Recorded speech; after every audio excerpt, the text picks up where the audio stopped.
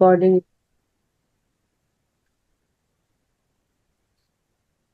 बोलिए देवादिदेव आदिनाथ भगवान की जय। आचार्य उमा स्वामी महाराज की जय हो, जय हो, जय हो। तत्वासूत्र मोक्ष शास्त्र ग्रंथ की जय हो, जय हो, जय हो। मंगलाचरण।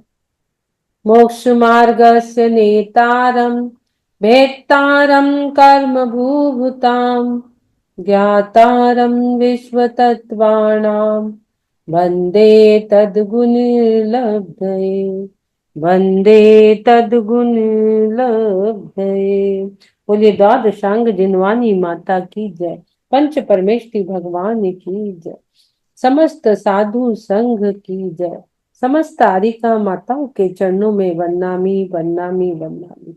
समस्त एलक जी छुलक जी छुल्लिका जी के चरणों में इच्छामी इच्छामी इच्छामी। सभी दीदी जी भैया जी को वंदना तथा सभी को जय जिनेन्द्र। चलेंगे हम आठवां अध्याय। आठवें अध्याय में हम बंध के कारण को बहुत अच्छे से समझ रहे हैं। मिथ्या दर्शनावृत्ति प्रमाद कषाय योग बंध हेत्वा हमने बहुत अच्छे से 5 प्रकार के हेतु जो है मिथ्या दर्शन, अविरत, प्रमाद, कषाय, योग, इनको बहुत अच्छे से हमने समझा। उसके बाद हमने बंध के लक्षण को समझा कि कषाय सहित होने से जीव को कर्म योग्य पुद्गलों को जो ग्रहण करता है, सकषायत्व जीवा कर्मणो योगान पुद्गला ना दत्ते सबंध, यानी कषाय सहित होने से जीव को कर्म के योग्य पुद्गलों को ग्रहण करना बंध है। बंध को हमने बहुत अच्छी तरीके से बंध को हमने समझा। उसके बाद हमने तीसरे नंबर की गाथा में प्रकृति स्थित्यनुभाग प्रदेशास तद विधया, प्रकृति, प्रदेश, स्थिति और अनुभाग, ये जो बंध के 4 भेद है उसको हमने बहुत अच्छे से समझा। प्रकृति, स्वभाव, स्थिति यानी उसकी मर्यादा कितने समय तक, अनुभाग फल देने की क्षमता और प्रदेश यानी उसकी संख्या। और उसके बाद हमने कल जो समझा था प्रकृति बंध का वर्णन, प्रकृति बंध के मूल भेद कितने हैं वो हमने समझे थे। ज्ञानावरण, दर्शनावरण, मोहनी, आयु, नाम, गोत्र, वेदनी, 8 प्रकार के प्रकृति बंध का जो वर्णन था, उसके जो मूल भेद 8 प्रकार के हैं उसको हमने देखा। उसके बाद हमने प्रकृति बंध के उत्तर भेद कल हमने देखे थे। ज्ञानावरण के कितने भेद उसको हम शेयर कर देते हैं। कल हमने जो देखा था आप लोगों को और एक बार देखने में समझ में आ जाएगा अच्छे से कि ज्ञानावरण के कितने भेद, 5।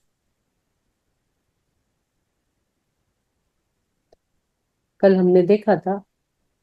हाँ, ज्ञानावरण के 5, दर्शनावरण के 9, अंतराय के 5। ये गाथा हमने पढ़ी थी। पंच नवदष्टा विंशति चतुर्द्वि चत्वारिद चत्वारिंशद द्विपंच भेदा यथाक्रमम। 5, 9, फिर अंतराय क्रम के 5, मोहनी के 28, आयु के 4, नाम के 42, गोत्र के 2 और वेदनी के 2 कर्मों के भेदों को हमने समझा था। अब जो पहला ज्ञानावरण कर्म है उसके भेद को हमें समझना है।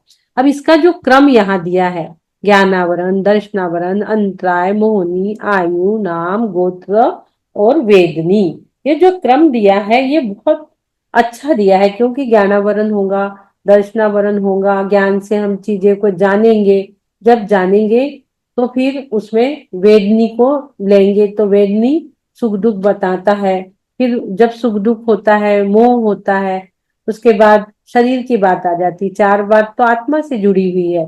फिर इधर आ जाती है आयु, नाम, गोत्र, वेदनी, ये शरीर से जुड़ी है। आयु है तो फिर शरीर बना, शरीर भी है, नाम मिला, नाम से उच्च नीच गोत्र मिले और उसमें फिर अंतराय यहाँ लेंगे अपन अघातिया कर्मों में। ये अघातिया कर्मों में अंतराय, तो फिर उसके कारण शरीर में बाधा उत्पन्न होती है। तो इस प्रकार से हमने कर्मों के 8 भेद को भी कल देखा था। अब आज जो बारी आ रही है आज हमें जो देखना है, जो 8 मूल प्रकृतियां हमने देखे, उसमें से पहला जो ज्ञानावरण है, इसके 5 भेद है। इस 6 नंबर की गाथा पे ज्ञानावरण कर्म के 5 भेद, इसको हम समझेंगे। इसको समझने से पहले 2-3 बातों को भी हम और समझ सकते हैं, तो हमें ये समझने में बहुत आसानी होगी। एक तो आपको ये समझ में आ गया, 8 जो कर्म है उसमें घातिया और अघातिया कौन से है, ये आप लोगों को पता है। ज्ञानावरण, दर्शनावरण, मोहनी और अंतरा, ये जो 4 है ये घातिया कर्म हो गए। फिर वेदनी, आयु, नाम, गोत्र, ये क्या हो गए, ये अघातिया कर्म हो गए। अब इसमें बात आती है घातिया क्या है और अघातिया क्या है। तो घातिया यानी जो घातिया कर्म है वो जीव के अनुजीवी गुणों का घात करता है। जीव के अनुजीवी गुण कौन से है? जीव के अनुजीवी गुण अनंत दर्शन, अनंत ज्ञान, अनंत सुख, अनंत वीर्य, जो इसका घात करे वो घातिया कर्म होता है। और अघातिया कर्म क्या होता है? जो जीव के प्रतिजीवी गुणों का घात करे वो हो गया अघातिया कर्म। अनुजीवी गुण और प्रतिजीवी गुण। अनुजीवी गुण क्या हो गया? ज्ञान, दर्शन, आत्मा के अनुजीवी गुण हो गए। अनुजीवी यानी जो उन्हीं में है, उन्हीं के अनुसार है और जो जीवित रहने वाले हैं। अनंत दर्शन, अनंत ज्ञान, अनंत सुख, अनंत वीर्य, जीव के कारण आत्मा का जीवन चलता है, जो आत्मा के गुण है, और वो गुण के कारण ही उसका जीवन चलता है। यदि हमने वो गुण अलग कर दिए, हटा दिए, तो आत्मा अनात्मा हो जाएंगी। इसको ध्यान से आप समझिए, घातिया को और अघातिया, 2-3 शब्द को आपको समझना पड़ेगा। घातिया, अघातिया, अनुजीवी, प्रतिजीवी और एक देशघाती, सर्वघाती, ये 6 शब्दों को थोड़ा सा हम ध्यान से समझेंगे। घातिया जो अनुजीवी गुणों का घात करिए, और अघातिया जो प्रतिजीवी गुणों का घात करे। तो अनुजीवी गुण कौन से? अनंत दर्शन, अनंत ज्ञान, अनंत दुख, अनंत वीर्य, इनका जो घात करता है। और अनुजीवी यानी क्या हो गया? अनु यानी उन्हीं में, उन्हीं के अनुसार वो रहते हैं। यदि वो नहीं रहेंगे तो वो आत्मा अनात्मा कहलाएंगी। तो अनुजीवी जिसके कारण जीव से लगे प्राणों का घात हो जाए, प्राण है ने अणुजीवी गुण होंगे, यानी जिसके कारण जीवों को लगे ये तो हमारे प्राण है। अनंत दर्शन, अनंत ज्ञान, अनंत सुख, अनंत वीर्य, ये अनुजीवी गुण कहलाते हैं उनके। ज्ञान, दर्शन आत्मा के अनुजीवी गुण है, क्योंकि आत्मा इन्हीं से जीवित है, आत्मा का अस्तित्व इन्हीं से है, इन्हीं से जानने में आत्मा है। यदि ये निकल गए तो आत्मा अनात्मा कहलाएंगी। यदि ज्ञान दर्शन का अभाव हो जाए तो वो अनात्मा, अचेतन कहलाएंगी। जो सुख दुख का अनुभव आदि करे, वो जैसे वेदनी कर्म, उसको हम बाद में लेते हैं। पहले ये घातिया हो गया। अब उसके बाद अघातिया। अघातिया यानी वेदनी, आयु, नाम, गोत्र, ये अघातिया कर्मों में आ गए। पहले हमने अनुजीवी गुण को देखा, जो घातिया यानी जिसका घात। अघातिया, अघातिया में वेदनी, आयु, नाम, गोत्र, जब ये कर्म नष्ट होते हैं तो सूक्ष्मत्व, अवगाहनत्व, गुण लघुत्व, अव्यबाधित्व आदि गुणों की प्राप्ति होती है।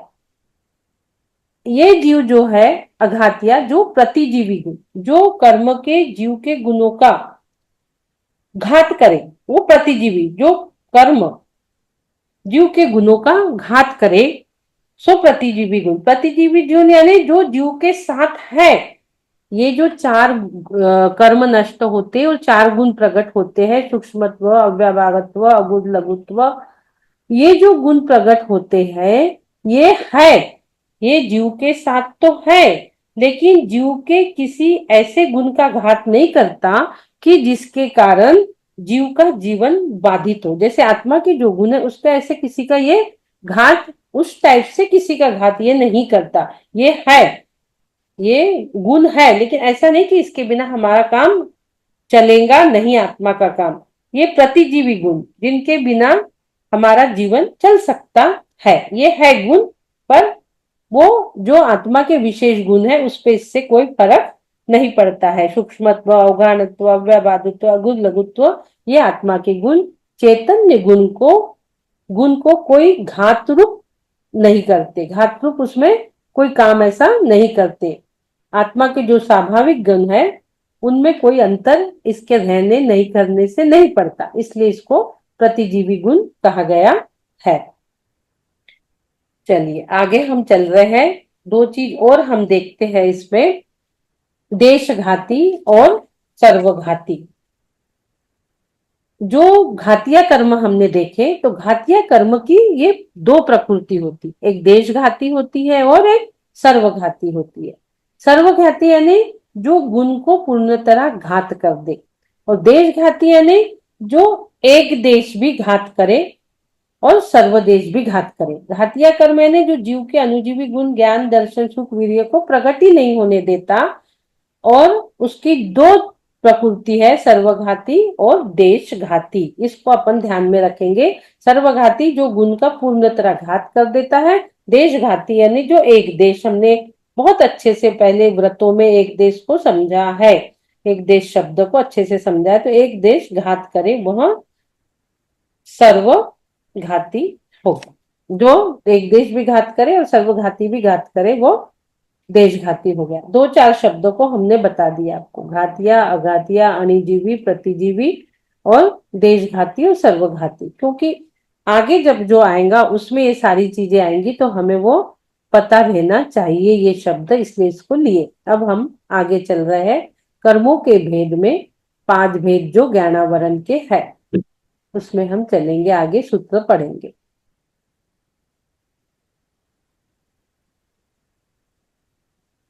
ज्ञानावरण कर्म के भेद, पहला जो दिया है ज्ञान, ज्ञान को सबसे पहले लिया है, क्योंकि बिना ज्ञान के कुछ भी हम जान नहीं सकते, तो ज्ञानावरण कर्म को पहले ले लिया है। ज्ञानावरण, ज्ञान का आवरण, ऐसे शब्दों को समझना चाहिए हमें। हम पढ़ेंगे सूत्र को, मति श्रुतावधि मण पर्य केवलाणाम, मति श्रुतावधि मण पर्य केवलाणाम। मति श्रुतावधि मना पर्य केवलानाम्। मति श्रुतावधि मनः पर्यय केवलानाम्। मति श्रुतावधिमण पर्ये केवलाणाम। संधि विच्छेद, मति श्रुता, मति प्लस श्रुत और अवधि, मति श्रुता का अवधि और मण पर्ये केवलाणाम। शब्दार्थ, मति श्रुतावधि मण पर्ये केवलाणाम, मति ज्ञान, श्रुत, अवधि, मण पर्याय और केवल ज्ञानावरण, ये ज्ञानावरण कर्म के 5 भेद है। मति श्रुतावधि मण पर्याय केवलाणाम, मति ज्ञानावरण, आवरण शब्द हम इसमें जोड़ेंगे। मति ज्ञान, श्रुत ज्ञान, अवधि ज्ञान, मण पर्याय ज्ञान और केवल ज्ञान, इनको आवरण करने वाले कर्म 5 ज्ञानावरण है। मति ज्ञान, श्रुत ज्ञान, अवधि ज्ञान, मण पर्याय ज्ञान, केवल ज्ञान, ये ज्ञानावरण कर्म के 5 भेद है। इनको आवरण करने से मति ज्ञानावरण, शुद्ध ज्ञानावरण, अवधि ज्ञानावरण, मण पर्याय ज्ञानावरण, केवल ज्ञानावरण, क्योंकि ये क्या बोल रहे हैं यहाँ पे, केवल ज्ञान, इनको आवरण करने वाले कर्म 5 प्रकार के हैं। मति ज्ञान, शुद्ध ज्ञान, अवधि ज्ञान, मनो पर्याय के हमने पहले सूत्र में मति शुद्ध अवधि मनो पर्याय केवलानी ज्ञानम पढ़ा है। हमने पहले वाले भी अध्याय में इसको अच्छे से पढ़ा है। इसकी परिभाषा को हम रिपीट भी कर सकते हैं थोड़ी सी, कि पहला जो है क्या है, पहला मति ज्ञानावरण, मति ज्ञान को लो, ज्ञानावरण को हम बाद में लेंगे। हमने पहले मति ज्ञान की परिभाषा क्या पढ़ी थी, किसी को याद है मति ज्ञान किसे कहते हैं? हमने सबसे पहले मति ज्ञान की परिभाषा पढ़ी थी, याद है किसी को मति ज्ञान किसे कहते हैं?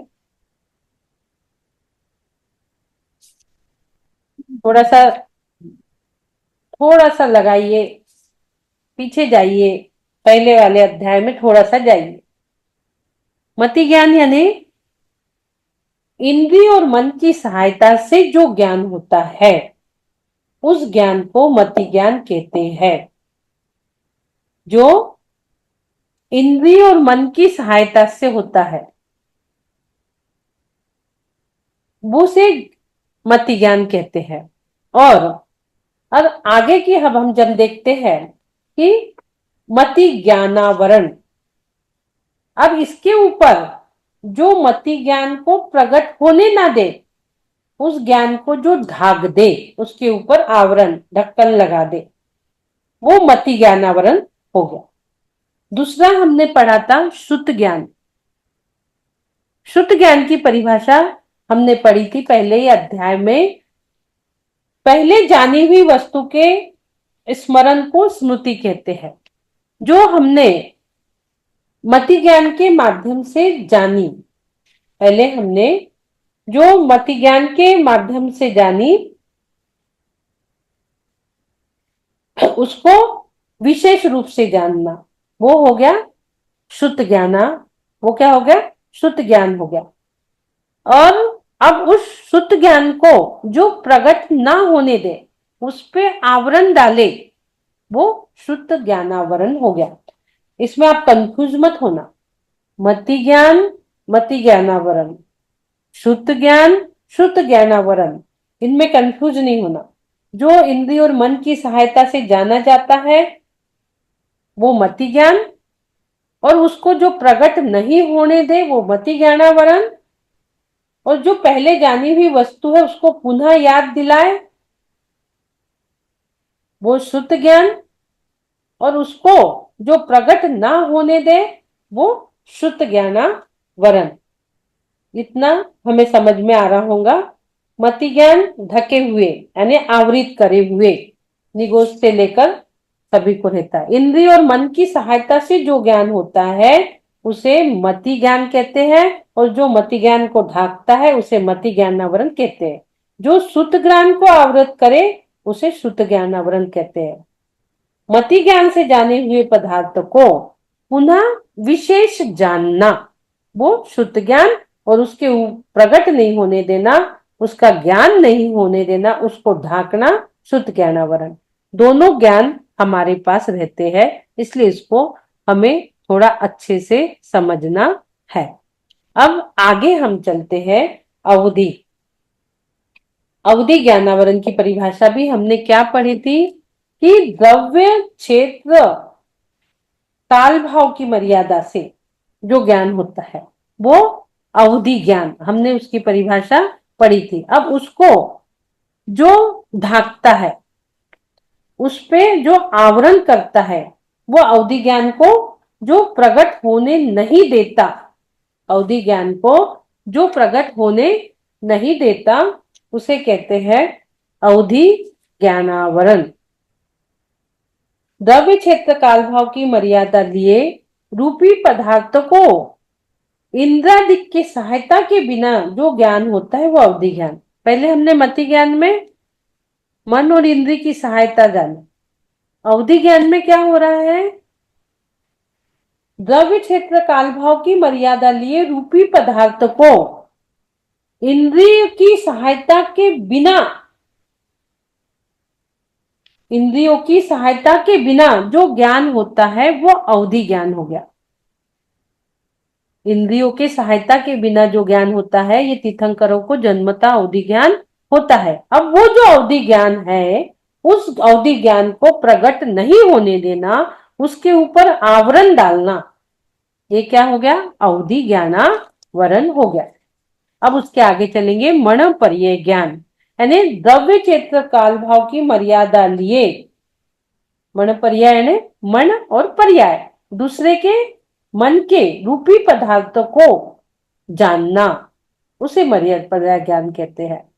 उसका ज्ञान होता है, रूपी पदार्थों का जो ज्ञान होता है, दूसरे के मन में क्या चिंतन चल रहा है, वो मेरे बारे में क्या सोच रही, दूसरे के मन की बात को जान लेना मन पर्याय ज्ञान है। अब आवरण, जो इस ज्ञान को, मन पर्याय ज्ञान को ना होने दे, वो मन पर्याय ज्ञानावरण। अब उसके बाद केवल ज्ञानावरण। केवल ज्ञान यानी क्या हो गया? जो सब द्रव्य को तथा उनकी सब पर्याय को युगपत एक साथ, तीन लोक की सब द्रव्यों को सब पर्यायों को युगपत एक साथ स्पष्ट जानने वाले ज्ञान को केवल ज्ञान कहते हैं, जो अरिहंत प्रभु को होता है, वो केवल ज्ञान है। और केवल ज्ञानावरण यानी जो केवल ज्ञान को प्रकट ना होने दे। क्या? जो केवल ज्ञान को प्रकट ना होने दे वो केवल ज्ञानावरण, जो केवल ज्ञान को ढाक देता है। केवल ज्ञान आवरण के निमित्त से पूर्ण ज्ञान का लोप नहीं होता। यदि ऐसा होता तो जीव के अचेतन हो जाने से जीव के अभाव का प्रसंग आ जाएगा।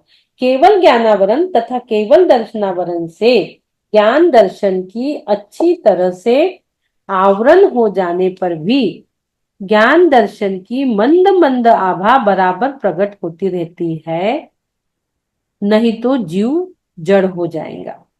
उस पे आवरण पड़ा है लेकिन कुछ तो ज्ञान हमारे पास है। मति ज्ञान, शुद्ध ज्ञान थोड़ा थोड़ा हमारे पास है। केवल ज्ञान जो है इसका भी उदय हमारे पास है, लेकिन उसके ऊपर आवरण पड़ा हुआ है। इस आवरण से बचे हुए ज्ञान पर जो मति ज्ञान आदि अभाव रूप आवरण होते हैं वो मति ज्ञानावरण आदि कहलाते हैं। इस प्रकार से हमने देखा कि ज्ञानावरण, मति ज्ञानावरण, शुद्ध ज्ञानावरण, अवधि ज्ञानावरण और मन पर्याय ज्ञानावरण में देशघाती, मति ज्ञानावरण, ये पांच किस प्रकार से हमारे ज्ञान पे आवरण डालते हैं, उसको प्रकट नहीं होने देते हैं। वो आवरण मति, शुद्ध, अवधि, मन पर्याय और ये देखा। और देशघाती और सर्वघाती दोनों प्रकार के स्पर्धक है, जिनमें से मति ज्ञानावरण, शुद्ध ज्ञानावरण के सर्वघाती का प्रत्येक जीव के यथा योग्य उदयाभावी क्षय होता है। थोड़ी सी ये कठिन बात है, आगे जब आएगा तब हम आपको इस चीज में लेके जाएंगे। तो हमने यहाँ पर आज पांचों भी ज्ञान को देखा और उसके आवरण, उसको किस प्रकार से ढका जा रहा है। एक बार फिर, मति ज्ञान को जो ढाक दे मति ज्ञानावरण, शुद्ध ज्ञान को जो प्रकट ना होने दे उसके ऊपर आवरण डाले शुद्ध ज्ञानावरण, अवधि ज्ञान जो अवधि ज्ञान को प्रकट ना होने दे ढाक दे अवधि ज्ञानावरण, मन पर्याय ज्ञान जो दूसरे के मन की बातों को समझने ना दे उस पर आवरण डाल दे मन पर्याय ज्ञान, और केवल ज्ञान जो त्रिकाल वस्ती समस्त पदार्थों को कर्म रहित स्पष्ट जानता है, ऐसा केवल ज्ञान जो है उस पे जो आवरण कर देता है, ढक देता है, उसे केवल ज्ञानावरण कहते हैं। हमारा पांचों का उदय रहता है। कैसे? जो घातिया कर्म की प्रकृति होती है वह दो प्रकार की, सर्वघाती, देवघाती। सर्वघाती को हमने समझा था जो गुण का पूर्ण घात करे, देशघाती जो एक देश घात करे और पूर्ण भी करे। और घातिया कर्मों को हमने समझा था, या घातिया कर्म यानी जो जीव के अनिजीवी गुण, ज्ञान, दर्शन, सुख आदि को प्रकट नहीं होने देते। और अघातिया कर्म आयु, नाम, गोत्र, वेदनी, ये निमित्त, अभाव रूप, इसको भी हमने अभी समझा। इस प्रकार से हमने पांच ज्ञान को समझा। इसको और आप लोग बार बार पढ़ोगे तो आपको और समझ में आएगा। पहले हमने इसको बहुत अच्छे से लिए है, आप YouTube पे जाओगे तो आप इसको एक बार और पढ़ लीजिए तो आपको समझ में आएगा।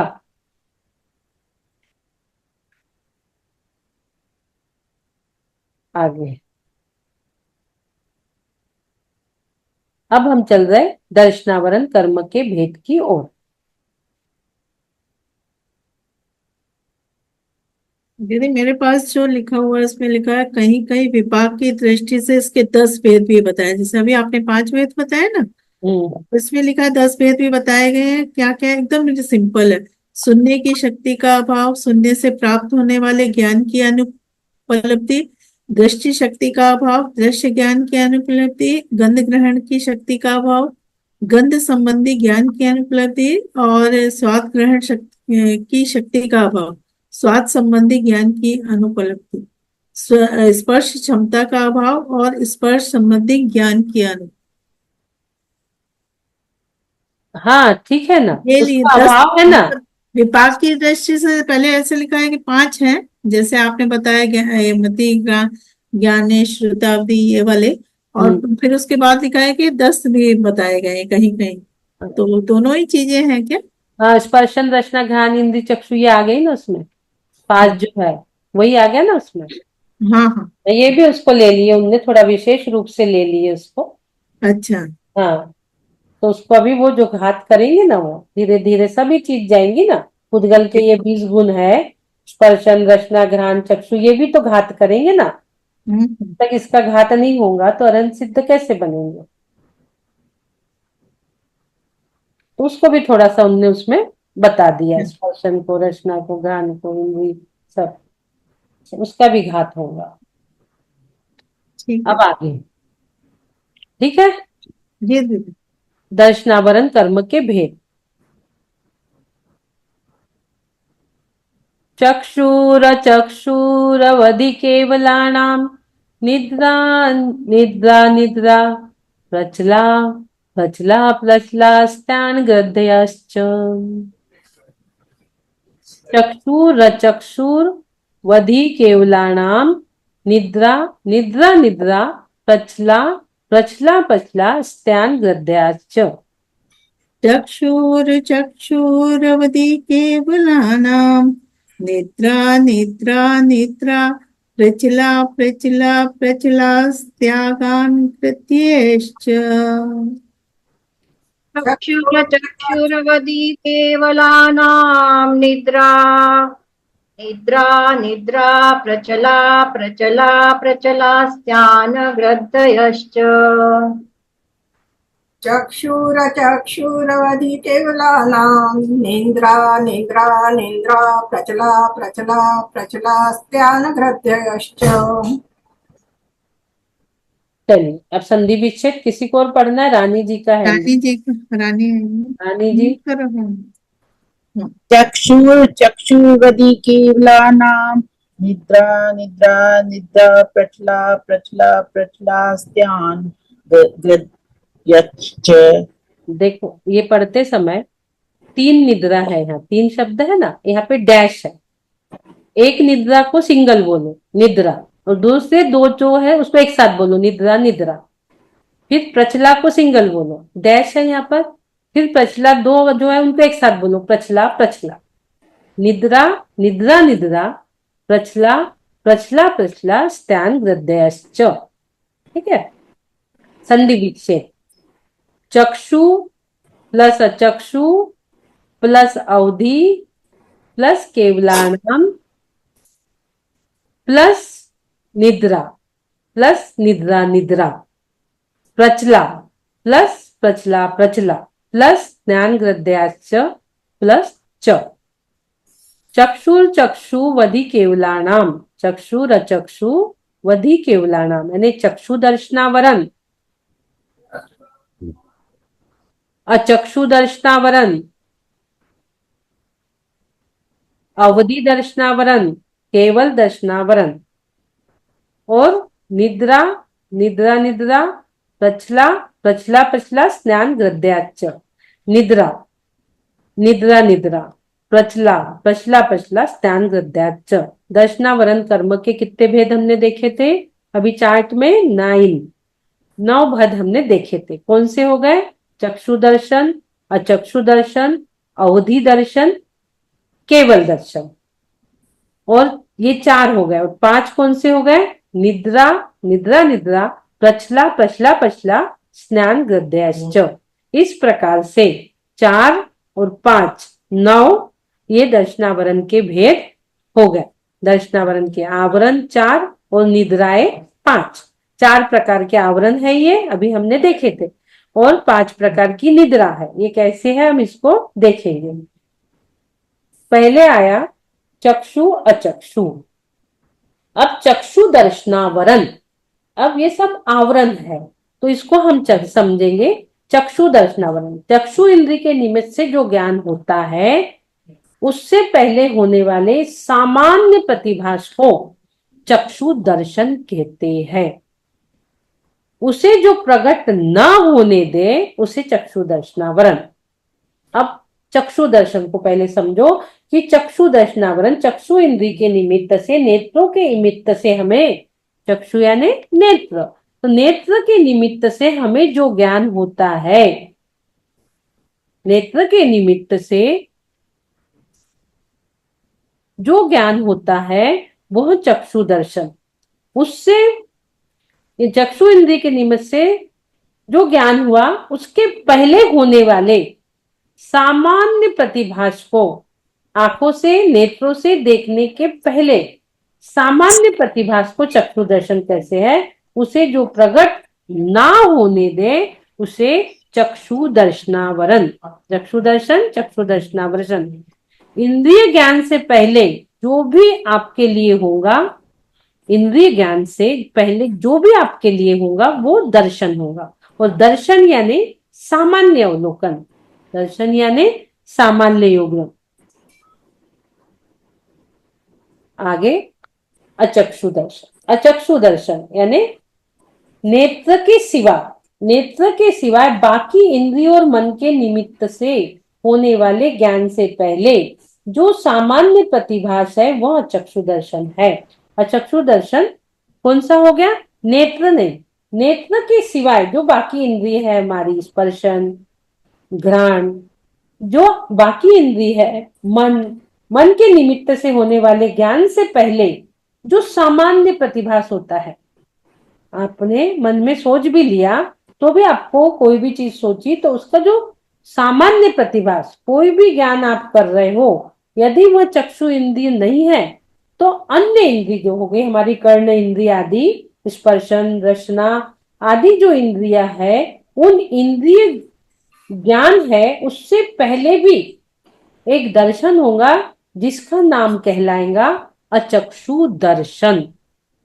जो नेत्र से तो नहीं जान रहे, अन्य इंद्रिय से जान रहे हैं, और उसका भी हमें जो थोड़ा सा कुछ, मतलब थोड़ा सा कुछ दर्शन हो रहा है, हमें, हमने मन में कोई चीज सोची, उसका थोड़ा हमें दर्शन हो गया, वो नेत्र के अलावा अभी हमने देखा नहीं है, नेत्र के अलावा इंद्रियों से हमें जो थोड़ा बहुत दर्शन हो गया वो कहलाएगा अचक्षु दर्शन। नेत्र के बिना आप मन में सोच भी रहे हो तो वह अचक्षु दर्शन कहलाएगा। कोई भी चीज आपने थोड़ी सी मन में सोच ली, अभी उसका दर्शन नहीं हुआ है, सिर्फ मन में आपने सोची है, वो जो सोची आपने चीज, वो जो है वो अचक्षु दर्शन है। जो दो ज्ञान हमारे काम में आते हैं, कौन से ज्ञान? मति ज्ञान और शुद्ध ज्ञान। उसी प्रकार से चक्षु दर्शन, अचक्षु दर्शन, ये दो हमारे काम में आते हैं। चक्षु दर्शन चक्षु इंद्री, अचक्षु दर्शन जो व्यापक रूप में है।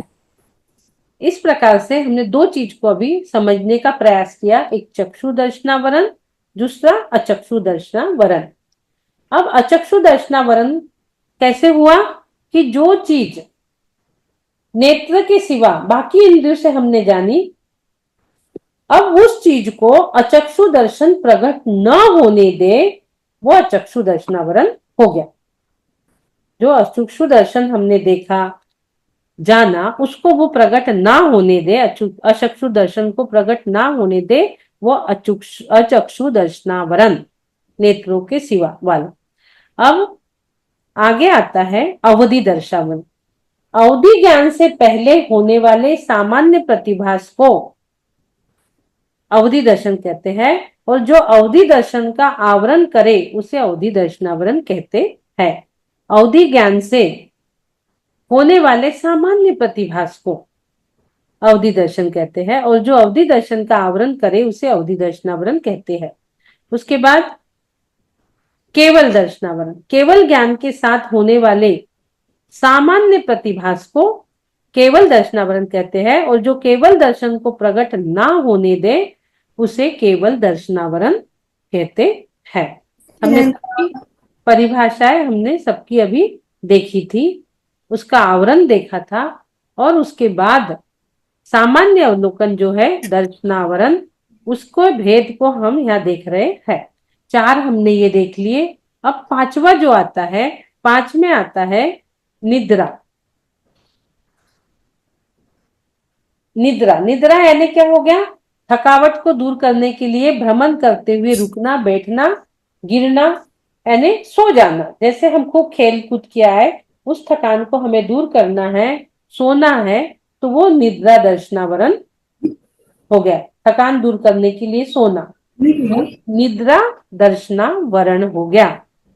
अब आगे निद्रा, निद्रा यानी नींद पर नींद, नेत्रों को उघाड़ नहीं होता। कभी बोलते हैं कितनी नींद आ रही, इतनी नींद आ रही, आंखें ही नहीं खुल रही, तो ये क्या हो गया? निद्रा, निद्रा, नींद पे नींद आते जा रही है, नींद पे नींद आते जा रही है हमें, ये निद्रा हो गया। मद, खेद और थकान दूर करने के लिए सोना निद्रा, और गहरी नींद जिसमें जीव की आंखें ही नहीं खुल रही, बिल्कुल अशक्य हो गया, इसे निद्रा, निद्रा कहते हैं। आंखें ही नहीं खुलती, कोशिश तो करते हम कि भाई आंखें खुली रहे, लेकिन कभी कभी ऐसे होता है जब रात में नींद पूरी ना हुई। तो ये मैं वो कल ही थोड़ा सा मैं बैंक गई थी और थोड़ा बैठना पड़ा कुछ कारणवश। मैं बैठी तो मेरी आंखें एकदम बंद होने लगी थी।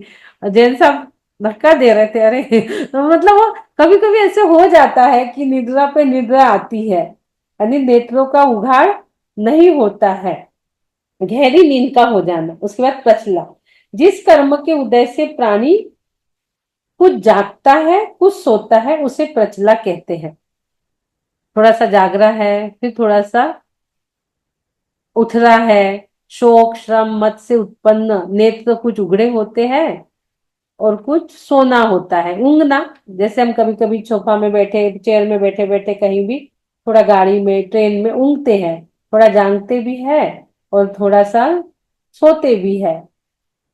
और ज्यादा थकान आदि हो जाती हमें, कभी कुछ ज्यादा भोजन हो गया तो उसके मद से हमें उत्पन्न होता है प्रचला। थोड़ा सोना, थोड़ा जागना, सामायिक कर रहे हैं, थोड़ा नींद आ रही, थोड़ी उठ रहे हैं, प्रचला। अब उसके बाद प्रचला, प्रचला खड़े खड़े, बैठे बैठे, चलते चलते पुनः नींद आए, मुख से लार आना, हाथ पैर चलाना, ये सब प्रचला प्रचला हो गया। जिस कर्म के उदय से सोते समय मुख से कई लोगों की लार बहती है, बहुत लोगों की मुख से सोते समय लार बहती है, कुछ अंगोपांग भी चलते हैं, तथा सुई आदि चुभाने पर भी चेत नहीं आता है। यदि उसको आपने सुई भी टोस दिए तो भी वो जागता नहीं है, वो प्रचला प्रचला होगी। खड़े खड़े, बैठे बैठे, चलते फिरते पुनः नींद आए, मुख से लार आना, हाथ पे थोड़ा सा देखा, फिर उसको इतनी गहरी नींद होती है कि वो सुई भी आप चुभाओगे, कुछ अंगोपांग भी उसके चलते हैं, और सुई भी आप चलाओगे, लार भी बह रही है, सुई भी चुभा रहे हो, फिर भी उसको पता नहीं चलता, वो अपनी निद्रा में बिल्कुल मस्त रहता है, वो प्रचला प्रचला। ये सब नींद के भेद है, अपने अपने ऊपर घटा लीजिए कि हमारे पास पचला है कि पचला पचला है कि निद्रा है कि निद्रा निद्रा है, क्या है हमारे पास? स्नान ग्रंथि, जिसके उदय से नींद में ही अपनी शक्ति से बाहर, वीर्य शक्ति विशेष होने से नींद में कठिन कार्य करना, उठा हुआ भी सोना। कभी कभी नींद में क्या होता है, लोग चल जाते हैं, जिसके उदय से नींद में अपनी शक्ति से बाहर कोई भी काम कर डाले और जागने पे मालूम भी ना हो कि मैं क्या करके आया, उसे स्नान हृदय कहते हैं। कोई कोई ना नींद में चले जाते हैं, चले जाते हो, मारपीट के भी आ जाते किसी को, कोई तो स्विमिंग करके आ जाते, और उनको पता नहीं रहता कि हम रात में नींद में क्या करके आए, उन्हें पता भी नहीं रहता कि हम नींद में क्या करके आए, वो स्नान वृद्धि हो गई। वीर्य शक्ति विशेष होने से नींद में कठिन कार्य करना, उठा हुआ भी सोना, इस प्रकार से स्नान वृद्धि को यहाँ बताया गया है कि जिसके उदय से नींद में ही अपनी शक्ति से बाहर कोई काम कर डाले और जागने पर उसको मालूम भी ना हो कि मैंने क्या किया, उसे स्नान वृद्धि कहते हैं। स्नान, यह त शब्द है इसमें, स्नान ग्रद्धि। तो निद्रा, निद्रा निद्रा, पचला पचला पचला और स्नान ग्रद्धि। आप अब देख लीजिए, घटा लीजिए अपने ऊपर कि हमारे पास क्या है, कौन सी निद्रा हमारे कब आती है। उसको अपन घटा सकते हैं अपने ऊपर कि हम ज्यादा सो रहे हैं, जाग रहे हैं, कि नींद में हम कुछ काम करके आ रहे हैं, हम लोग क्या करके आ रहे हैं, उसको थोड़ा सा आप देखो और अपने नींद के प्रकार को खुद ही जानो, अपने नींद के प्रकार को खुद ही जाने कि हमने क्या किया। आगे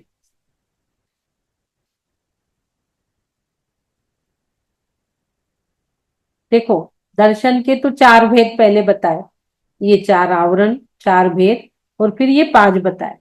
तो संसारी जीव के पहले दर्शन उपयोग होता है, और फिर ज्ञान और निद्रा आदि दर्शन के न होने में बाधक है।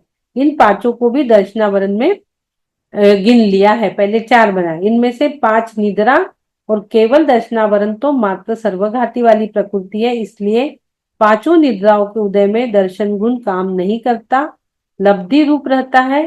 चक्षु, अचक्षु तथा अवधि दर्शनावरण में प्रति समय दोनों प्रकार के अर्थात सर्वघाती उद्देश्यघाती के अंश पाए जाते हैं, ऐसा इसमें लिखा हुआ है। तो इस प्रकार से हमने थोड़ा सा इसको मोटा मोटी समझते हैं, क्योंकि आगे भी बहुत सारी चीजें आएंगी, उसमें और इसका खुलासा होगा। ये दर्शन दिया है, चक्षु दर्शन, अचक्षु दर्शन, अवधि और केवल। चक्षु नेत्र जन्य मति ज्ञान से पहले, अचक्षु नेत्रों के सिवाय शेष इंद्रिय और मन संबंधी मति ज्ञान से पहले होने वाला सामान्य प्रतिभास, अवधि ज्ञान से पहले होने वाला सामान्य प्रतिभास, केवल ज्ञान से पहले होने वाला सामान्य प्रतिभास। ये अभी हमने देखे।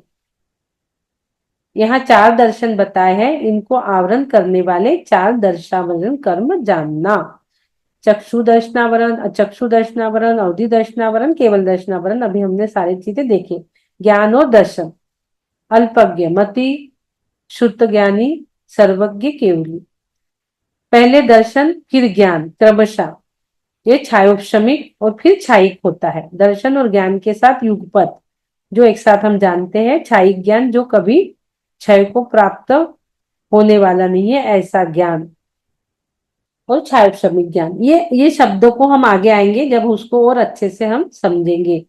आगे आ गया वेदनी। टाइम क्या हो रहा है? 8 बज गए। ले ले क्या एक? ले लेते एक को, है ना। वेदनी कर्म के भेद। स 10 वेद्य, हम इसको ऐसा पढ़ते हैं, सद सद्वेद्य ऐसा पढ़ते हैं ना। पढ़ो, आप लोग पढ़ो।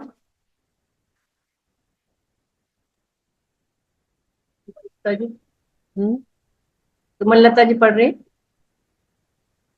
सद सद वैद्य, ये ऐसे सब लोग पढ़ते हैं, सब लोग सद सद वेद्य पढ़ते हैं। सद असद वेद्य पढ़ना चाहिए। हाँ, सद दस वेद्य ऐसा पढ़ना चाहिए इसको। सद स असद पहले वेद्य, और दस वेद्य बाद में, थोड़ा सा स के बाद 10 वेद्य का हमारा उच्चारण आना चाहिए। नहीं, लेकिन सा सारी में दा से पहले सद आ सद क्या वेद्य, दीदी, दा से पहले आ का आना चाहिए, या जो सद है उससे पहले आ आना चाहिए? सत पहले आना चाहिए, फिर असत आना चाहिए। हाँ, सद सद वेद्य ऐसा सभी लोग पढ़ते हैं, पर इसको स 10 वेद्य, स 10 वेद्य ऐसा पढ़ो उसको। दसत दस वेद्य, वैद्य, 10 वेद्य ऐसा पढ़ो, स दसत वेद्य, हाँ, स 10 वेद्य। दसत वेद्य, सद सद सद नहीं, दसत वेद्य। सदस वैद्य। हाँ ठीक है, हाँ, रानी पढ़ना है। पढ़ो। हाँ, असद, स 10 वेद्य, सत असत वेदे, सत असत वेदे, सद सद वेद्य नहीं, सा पढ़ो फिर स पहले पढ़ो फिर 10 वेद्य। दश वेद्ये स बहुत सत असत वेदे, सतस्त वेदे, स पहले पढ़ो, स स 10 वेद्य। स असत वेदे। बहुत सुंदर। सत यानी साता और असत यानी असाता, वेदे यानी वेदनी कर्म के 2 भेद। सद्य और असद्य ये 2 वेदनी कर्म के भेद है, यानी साता और असाता। हमने इसको अच्छे से समझा था अभी। उदाहरण से भी समझाता। सहज से लिपटी तलवार, चाटो तो सुख और जीभ कट जाए तो दुख। हमने समझाता है वेदनी कर्म को, कि जो सुख दुख दोनों दिलाता है उसे वेदनी कर्म कहते हैं। वेदनी कर्म चारों गतियों में दोनों के उदय होते हैं, साता और असाता। साता सुख रूप अनुभव, उपचार से अनुकूल सामग्री की प्राप्ति। असाता दुख रूप अनुभव यानी प्रतिकूल सामग्री की प्राप्ति। साता वेदनी, साता वेदनी किसे कहते हैं? जिसके उदय से इंद्रिय सुख रूप अनुभव करता है। शहद चाटा आपने, आपको सुख होने लगा। साता वेदनी जिसके उदय से हम सुख का अनुभव करते हैं। और असाता वेदनी हम अपने रोजमर्रा में भी कहते हैं ना, अरे क्या करे असाता कर्म के उदय, साता है, साता तो है, असाता कर्म के उदय, ऐसे शब्द हमारे में आते हैं। और असाता वेदनी उसे कहते हैं जिसके उदय से दुख रूप अनुभव हो। सुख दुख की बाह्य कारण रूप सामग्री जुटाना मात्र वेदनी कर्म का कार्य है। जितनी भी हमें बाह्य में सामग्री मिल रही है, सुख रूप दुख रूप, साड़ी लेने गए सुख, नहीं मिला नहीं लेके दिए दुख, जो हमें बहुत सारी चीजें बाह्य में प्राप्त हो रही है, ये सब को जुटाना, ये सब वेदनी कर्म का काम है। सुख रूपी हो दुख रूपी हो, हमें अच्छी चीज मिल गई नहीं मिली, सुख हो रहा है दुख हो रहा है, सुख दुख का वेदन ये कहां से होता है? ये मोहनी कर्म से होता है। ये वेदनी कर्म मोहनी कर्म की गोद में खेलता है, मोहनी कर्म की गोद में बैठा रहता है वेदनी कर्म। वेदन मोहनी कर्म से वेदन होता है। सुख दुख हमें कहां से मिलेंगे? मोहनी कर्म से। आपने मोह किया, राग किया दूसरों के साथ, तो वहीं से तो आपको सुख दुख की प्राप्ति होगी। अब वस्तु ले लो या जीव ले लो, रिश्तेदार ले लो, कहीं भी कुछ भी चीज जोड़ लो, आप वस्तु जोड़ लो, पदार्थ जोड़ लो, जो भी चीजें हमें मिलेंगी वो सुख दुख की चीजें देने का काम वेदनी कर्म का है। दो भेद हो गए इसके वेदनी कर्म के, साता वेदनी असाता वेदनी। सुख दुख की सामग्री को जुटाना। आत्मा का सुख गुण निराकुलता, स्वभाव परिणमन, विभाव परिणाम आकुलता। एक 6 डाला में एक बहुत अच्छा सूत्र आता है ना, आकुलता शिव माहिनता ते, देखो याद नहीं आ रहा, पढ़ते नहीं, भक्तांबर में लगे जब से भूल जाते हैं। बहुत अच्छा, आकुलता शिव माहिनता ते शिव मग लागो चाहिए, ऐसा कुछ है, याद आएंगे तो बोलेंगे। स्वभाव परिणमन विभाव परिणाम, अतीन्द्रिय सुख इंद्रिय सुख, आत्मा का ये सुख गुण है। आत्मा के सुख गुण को भी हम देख ले तो आत्मा का जो निराकुलता आ जाएंगी, जो अपने स्वभाव में चला जाएगा, जिसे अतीन्द्रिय सुख, अनंत दर्शन, अनंत ज्ञान, अनंत सुख, अनंत वीर्य की प्राप्ति हो जाती है, तो आत्मा अपने स्वभाव में चल जाता। अभी आत्मा कैसा है? आत्मा अपने स्वभाव में नहीं है, हमारे शरीर के सहयोग में होने से आत्मा विभाव रूप परिणमित कर रहा है। विभाव परिणमन यानी आकुलता है, हमें छोटी छोटी चीजों में आकुलता हो जाती है, ये इंद्रिय सुख आकुलता और इंद्रिय सुख। और ये अतीन्द्रिय जो इंद्रियों से परे, अभी जो बोला था सुमन लता जी ने, तो उसका भी जब घात हो जाएगा, इंद्रियों के स्पर्शन रस इंद्रिय ये सब चीजें जब छूट जाएंगी, तब हमें अतीन्द्रिय, इंद्रियों से हम परे चल जाएंगे, जब हमें अतीन्द्रिय सुख प्राप्त हो जाएगा, जब निराकुलता हमें आएंगी, कहीं वहां इंद्रियों का लेन देन नहीं, स्वभाव परिणमन, जब हम अपने आत्मा के स्वभाव में परिणमन करने लगेंगे। अब आता है मोहनी कर्म। हमने देखे ज्ञानावरण, दर्शनावरण और वेदनी, ये हमने 3 चीज यहाँ पर देखी। अब आ रहा है मोहनीय कर्म। अब मोहनी कर्म के 28 तो बहुत टाइम लगेगा, तो हम इसको बाद में ले लेंगे, है ना, मोहनी कर्म को बाद में ले लेंगे, ज्ञानावरण कल ले लेते हैं। वेदनी कर्म दीदी, ये मेघमाली की मेघ कुमार की जो है कथा आती है जो हाँ इसमें, पिछले जन्म, हाँ वेदनी कर्म में, आपको पता है कि कथा? हमको तो पता है, बाकी को पता है बोलो बताओ। मेरे मतलब ये है कि मेघ कुमार जो थे वो पूर्व जन्म में हाथी थे। एक्चुअली वो राजा श्रेणिक के पुत्र के रूप में पहले पैदा हुए थे, फिर भगवान महावीर स्वामी के पास जब दीक्षा लेने के बाद पहले दिन तो वो परेशान हो गए, तो उन्होंने कहा मैं ये काम नहीं कर सकता। तो वो जब भगवान महावीर स्वामी के पास पहुंचते हैं कि नहीं, मैं नहीं दीक्षा धारण कर सकता, मुझसे ये जो सब काम नहीं हो सकते, तो फिर भगवान महावीर उनको याद दिलाते हैं कि अरे तुम में तो इतना धैर्य था, और तुम पिछले जन्म में क्या थे और अभी क्या बोल रहे हो। तो उस तरीके से उन्होंने जब जाति स्मरण हुआ तो पूर्व जन्म में वो हाथी थे, और उनको जो है वो वन में आग लगी थी, तो उसके कारण वो जलकर मर गए थे। फिर उसी जंगल में वो पुनः हाथी बने थे। उन्हें जाति स्मरण से ज्ञान हुआ, अपनी जो है स्वयं की आग से हुई मौत को देखी, तो कभी ऐसी आग लगे तब अन्य प्राणियों की रक्षा हो, इस भावना से उन्होंने विशाल भूभाग को साफ किया। फिर दावाग्नि से मतलब संयोग की बात है कि उस जंगल में आग लगी, दावाग्नि थी, बहुत ज्यादा आग भड़क उठी थी, तो सारे जंगल के जो पशु पक्षी थे वो इधर से उधर भाग रहे थे, तो उन्होंने उसी भूभाग में शरण दी। और इतना ही नहीं, जब उन्होंने अपने पैर को खुजलाने के लिए थोड़ा सा अपना पैर उठाया, तब उसके पैर के नीचे खाली जगह देखकर एक खरगोश आकर बैठ गया, और उसी को बचाने के लिए उन्होंने असह्य कष्ट को सहते हुए भी उसी तरीके से 20 प्रहर तक वैसे ही पैर को उठाए रखा था। एक प्राणी पर मतलब अपने एक प्राणी पर अनुकंपा करने के कारण उसने उस कष्ट को शुभ भाव पूर्वक सहन किया था। फलतः साता वेदनीय कर्म बंधा, और अगले जन्म में वे श्रेणिक राजा के पुत्र मेघ कुमार नाम के वन महावीर स्वामी के पास दीक्षा को हमने अंगीकार किया। यही बताया। बहुत अच्छा। अच्छा, उदाहरण के साथ एक कहानी के साथ वेदनी कर्म को एक कहानी उसमें जोड़ दी सुमनलता जी ने, बहुत अच्छा। ये ऐसे ऐसे बहुत सारी कहानियां हैं, जैसे कर्म है, आपको पता है कि संसार में मतलब इतने ज्यादा दुख भोगने फिर भी हमें मजा आने लगता है, उसकी भी बहुत अच्छी कहानी है संत लुकमान की कहानी। और दूसरी जो है वो संत लुकमान की 11 कर्म है, कि मतलब गुरु के बिना हमारा कल्याण नहीं हो सकता है, हमारे चक्षु कैसे खुलेंगे, ज्ञान के आवरण कैसे हटेंगे, तो उसके बारे में भी कहानी है। अभी छोटा छोटा अभी कल से सुमनलता जी सबके कर्मों की कहानियां पे आप कल से लोगी ना। कोई हाँ, क्वेश्चन मत करना, कल तो यहाँ पे क्योंकि ऐसा आंसर नहीं दे सकती।